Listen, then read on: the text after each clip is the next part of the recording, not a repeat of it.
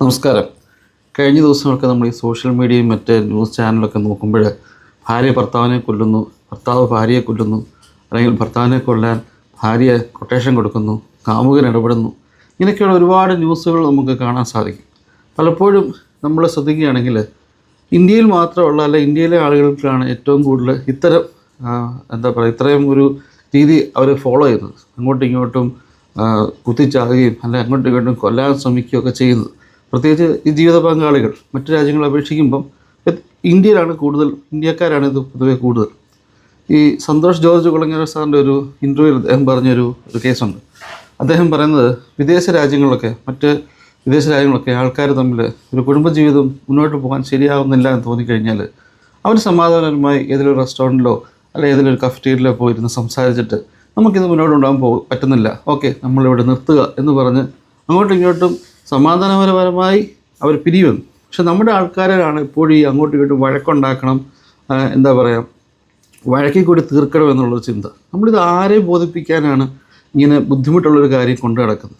നമ്മൾ ശ്രദ്ധിക്കേണ്ട ഒരു കേസ് പറഞ്ഞാൽ, ഒരു കുടുംബജീവിതം തുടങ്ങുന്നു, നമുക്ക് അങ്ങോട്ട് പോകുന്നതോറും എല്ലാ കുടുംബജീവിതത്തിലും ഓക്കെ ആവണമെന്നില്ല, നമുക്കെപ്പോഴും സന്തോഷം മാത്രം കിട്ടണമെന്നില്ല എല്ലാവരും കുടുംബജീവിതത്തിലും.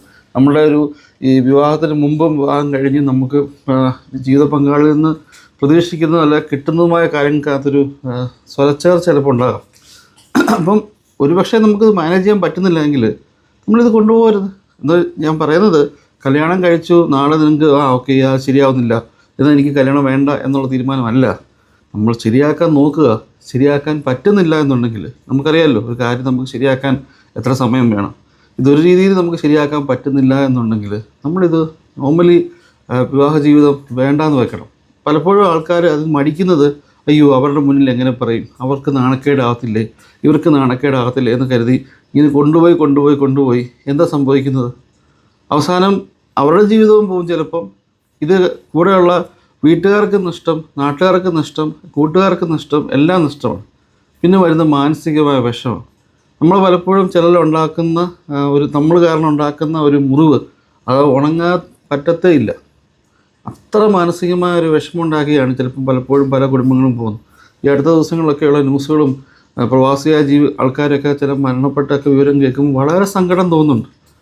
ഞാൻ പറയുന്നത് കുടുംബജീവിതത്തിലേക്ക് വരുന്ന എല്ലാ വ്യക്തികളും തന്നെ നിങ്ങൾക്ക് കുടുംബജീവിതം മുന്നോട്ടുണ്ടാകാൻ പറ്റുന്നില്ല എന്നുണ്ടെങ്കിൽ നിയമപരമായി ഒരു ദിവസം മുമ്പ് വേർപിരിഞ്ഞ് സമാധാനത്തോട്ട് പോവുക. നിങ്ങൾക്ക് താല്പര്യമുണ്ടെങ്കിൽ വേറെ വിവാഹം കഴിക്കുക. ഇനി അതും പ്രശ്നമാണോ, സ്റ്റോപ്പ് ചെയ്തേക്കുക. എത്രയോ ആൾക്കാർ വിവാഹം കഴിക്കാതെ ജീവിക്കുന്നുണ്ട്. Thank you.